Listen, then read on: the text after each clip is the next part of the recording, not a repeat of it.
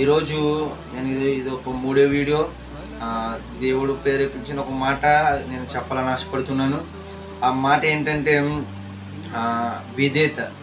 ఆ మాట ఏంటంటే ప్రియులారా, విధేయత ఏంటంటే, విధేయత అంటే మనం అనుకుంటుంటాం ఈ లోకంలో పడిపోయి విధేయత అనేది ఇప్పుడు చాలా రోజుల నుంచి మనం మర్చిపోతున్నాం. అంటే ఈ యొక్క జనరేషన్లో విధేయత అనే మాట చాలా పొదువైపోయింది.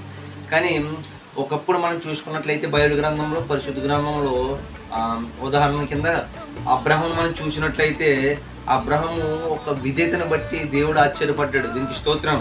ఎందుకంటే అబ్రహాము యొక్క విధేయత ఎలా ఉన్నదంటే, ఎంతో ఆస్తిపరుడు అబ్రహాము. ఎంతో ఆస్తి ఉంది, ఎంతో ధనం ఉంది, ఎంతో మంచి భార్య ఉంది. కానీ దేవుడి యొక్క విధేయత, అబ్రహాం యొక్క విధేయత జీవితాన్ని చూసి దేవుడు ఆశ్చర్యపడ్డాడు. ఇంక స్తోత్రం.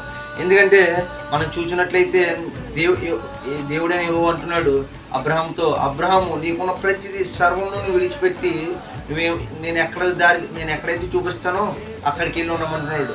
అయితే అబ్రహాం ఒక మాట కూడా వ్యతిరేకించకుండా ఆ యొక్క మాటకి విధేయత చూపిన వాడి కింద మనం చూస్తున్నాం.